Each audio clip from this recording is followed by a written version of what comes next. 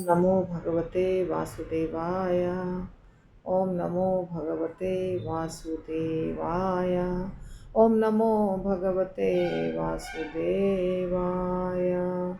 नारायणं नमस्कृत्य नरं चैव नरोत्तमं देवीं सरस्वतीं व्यासं ततो जयमुदीरये।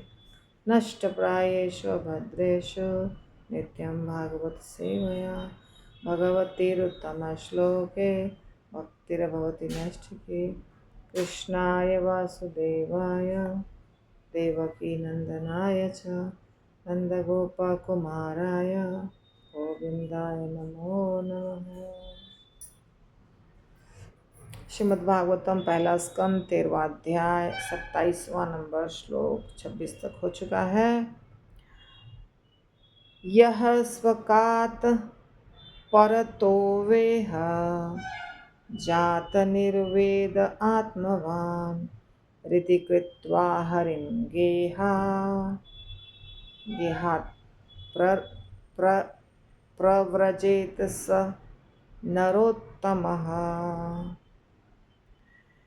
यह जो कोई स्वकात अपने जागरण से परतः वा अथवा अन्य व्यक्तियों से सुनकर यह इस संसार में जात बनता है, निर्वेदः भौतिक आसक्ति के प्रति उदासीन, आत्मवान चेतना हृदय के भीतर कृत्वा ग्रहण करके हरिम श्री भगवान को गेहात घर से प्रव्रजेत बाहर चला जाता है, सह वह नरोत्तमः प्रथम कोटि का मनुष्य है। अपने आप से या दूसरे के समझाने से जो व्यक्ति जाग जाता है और इस भौतिक जगत की असत्यता एवं दुखों को समझ लेता है तथा अपने हृदय के भीतर निवास करने वाले श्री भगवान पर पूर्णतया आश्रित होकर घर त्याग देता है, वह निश्चय ही उत्तम कोटि का मनुष्य है। विदुर जी समझा रहे हैं, विदुर जी धृतराष्ट्र को समझा रहे हैं कि देख लीजिए, हाँ, चाहे अपने आप अगर नहीं भी आप समझे हों तो मैं आपको समझा रहा हूँ, यदि मेरे समझाने से भी आप समझ जाते हैं तो भी अच्छी बात है। जाग जाते हैं, इसको जागना कहा जाता है। कहते हैं जो जगा हुआ है उसको नहीं जगा सकते हैं, लेकिन जो सोया हुआ है उसको जगा सकते हैं। पता नहीं धृतराष्ट्र जगा हुआ था या सोया हुआ था, विदुर जी तो उसको जगाने का प्रयास कर रहे हैं। तो असत्यता और सत्यता ये बहुत महत्वपूर्ण है कि हर समय सत्य क्या है उसके बारे में चिंतन करना चाहिए। सत्य क्या है? सत्य है कि हमारी मृत्यु अटल है, ये सत्य है, परम सत्य। हमारी मृत्यु अटल है, समय बहुत कम है, उसमें ही सब कुछ करना है, कर्म का परिणाम मिलेगा अवश्य, ये भी सत्य है। ये शब्द बहुत ऐसा सत्य है जो हर व्यक्ति को सोचना चाहिए, तो वो गलती कम करेगा, है ना। तो कह रहे हैं विदुर जी, जो दुखों को समझ लेता है, इस दुनिया में दुख ही दुख है, भौतिक दुनिया जगत असत्य है, क्षणिक है, टेम्पररी है, और भगवान पूर्ण रूप से सत्य हैं, उनके साथ हमारा संबंध है पूर्ण रूप से सत्य है। ये सब समझ के जो व्यक्ति वैराग्य उत्पन्न कर लेता है, घर त्याग देता है, वो बहुत अच्छा व्यक्ति है, उत्तम कोटि का व्यक्ति है। वो बात कहते हैं आध्यात्मवादियों की 3 श्रेणियां हैं, 3 कैटेगरी है। पहला धीर, अर्थात वह जो पारिवारिक संगति से दूर रहने के कारण विचलित नहीं होता। धीर पुरुष किसको कहते हैं? जो दूर भी रहा परिवार से तो भी उसको कुछ ज़्यादा फर्क नहीं पड़ता। सन्यासी, जो निराश भावना के कारण विरक्त जीवन बिताता है। तीसरा निष्ठावान भगवत भक्त, जो श्रवण तथा कीर्तन द्वारा इस चेतना जगाता है और हृदय में वास करने वाले श्री भगवान पर पूर्णतया आश्रित रहकर गृह त्याग कर देता है। तो 3 प्रकार का बता रहे हैं श्रील प्रभुपाद। सन्यासी के बारे में कहते हैं निराश भावना के कारण विरक्त जीवन बिताता है। अब डिटेल इसका तो नहीं दिया है यहाँ पे, शायद दिया हाँ बाद में दिया है। यस। और निष्ठावान भगवान का भक्त, ये सबसे अच्छा है। वो क्यों घर त्यागता है? इसलिए घर त्यागता है क्योंकि उसको लगता है कि हम क्यों घर में फंसे रहें, भगवान ही सब कुछ हैं, तो भगवान के लिए भजन करें और ज़्यादा मौका मिलेगा बाहर निकलूँगा, कोई धार्मिक स्थल जाऊँगा, वृंदावन, द्वारका, जगन्नाथपुरी, तो बहुत मौका मिलेगा। घर में तो मौका नहीं मिलता भजन करने का, परिवार की जिम्मेदारियां होती हैं, इसलिए निकल जाता है घर छोड़ करके बाहर। जो निष्ठावान है, जो इसको पता है कि भगवान की भक्ति ही सबसे महत्वपूर्ण है। जैसे आप जानते हैं मीराबाई घर छोड़कर चली गई थी वृंदावन। विठल के भक्त तुकाराम निष्ठावान भक्त, वो घर में नाम के थे, खाली घर में तो रहते भी नहीं थे, तो उनको कोई मतलब नहीं था घर से। वो हमेशा अभंग गाते थे और खेत वेत में कहीं रहते थे। तो ऐसे भक्त बहुत सारे हुए हैं जो घर को त्याग दिए हैं, घर को त्याग करके और भगवान के ऊपर पूर्ण रूप से आश्रित। प्रभुपाद लिखते हैं कि भाव यह है कि भौतिक जगत में निराश भावनामय जीवन के पश्चात संन्यास आत्म साक्षात्कार के मार्ग का प्रथम सोपान हो सकता है, किंतु मुक्ति मार्ग में वास्तविक सिद्धि तभी प्राप्त होती है जब मनुष्य उन श्री भगवान पर पूर्णतया आश्रित रहने का अभ्यास कर लेता है। तो यहाँ पे किस सन्यासी की बात हो रही है? सन्यासी सब संप्रदाय में होते हैं। भक्ति में भी सन्यासी, हम हमारे संप्रदाय में सन्यासी हैं। चैतन्य महाप्रभु स्वयं सन्यास ग्रहण किए थे और प्रभुपाद ने भी किया और उनके गुरु महाराज ने भी किया, भक्ति सिद्धांत सरस्वती ठाकुर महाराज ने। और आजकल के ज़माने में भी बहुत सारे सन्यासी हैं। तो ये सन्यासी भक्त हैं, पर ऐसे बहुत सन्यासी हैं जो भक्त नहीं हैं, निर्विशेष शून्यवादी, ब्रह्मवादी। वो क्यों सन्यास ग्रहण किए हैं? कुछ भी अच्छा नहीं है इस दुनिया में, क्या फ़ायदा इस दुनिया में रहने का। जब कुंभ का समय हुआ था, बहुत सारे सन्यासियों का इंटरव्यू आता था यूट्यूब पे, अलग अलग प्रकार के सन्यासी, सब गेरुआ वस्त्र पहने हुए, ये अखाड़ा वो अखाड़ा वो अखाड़ा, बहुत सारे अखाड़े होते हैं, निरंजन अखाड़ा, कुछ नाम याद है मुझे। तो वो सब सन्यासी ही होते हैं, पर वो भगवान के भक्त नहीं होते हैं, अलग सोच है उनकी। लेकिन ये इस दुनिया से उनको कोई इंटरेस्ट नहीं होता है, इसीलिए वो चले जाते हैं घर छोड़कर, सन्यास ग्रहण कर लेते हैं, घर छोड़ के चले जाते हैं। इसलिए लिखा है निराश, निराश भावना के कारण, है ना। तो जब निराश भावना के कारण वो घर छोड़ के चले जाते हैं, बाद में मुक्ति चाहिए, मुक्ति कुछ कोई रास्ता अपनाते हैं। बहुत कुछ है, बहुत कुछ है। अगर आप इस्कॉन के बाहर निकलेंगे तो आपको दिखाई देगा बहुत कुछ है।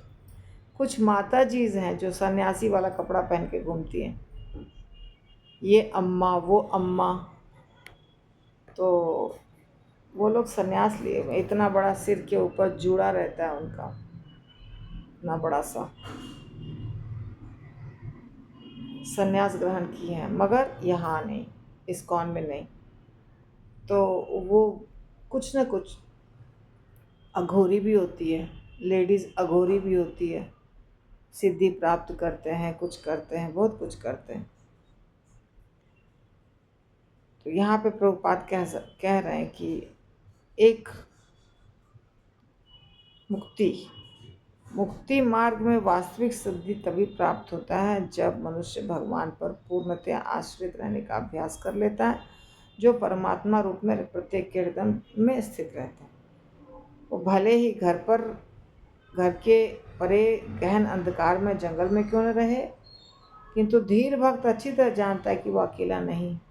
पूर्ण पुरुषोत्तम भगवान सदैव अपने सच्चे भक्त के साथ रहते हैं और किसी भी विषम परिस्थिति में उसकी रक्षा करते हैं। एक बात मैंने सुना था कुंभ के समय में, एक वो भी सन्यासी हैं, उनके मुख से ही, कि ये जो नागा बाबा होते हैं ना, ये नागा बाबा तो जंगल में रहते हैं, हिमालय पर्वत पे रहते हैं, कहाँ कहाँ रहते हैं, बहुत सारे नागा साधु, हजारों की संख्या में नागा होते हैं, कपड़े नहीं पहनते हैं वो, और उनके पास कोई मोबाइल नहीं होता है, ना वो जहाँ रहते हैं वहाँ नेटवर्क रहता है, उनके पास मोबाइल होता ही नहीं है। वो जंगल में रहते हैं या हिमालय पर्वत की गुफाओं में रहते हैं। परंतु जब कुंभ आता है ना, कहीं भी उनको अपने आप पता चल जाता है, सारे नागा पहुंच जाते हैं, उनको इन्फॉर्म नहीं करते हैं ये लोग। हम मतलब जो नागा भी ना संप्रदाय से ही दीक्षा लेते हैं। कौन से संप्रदाय से?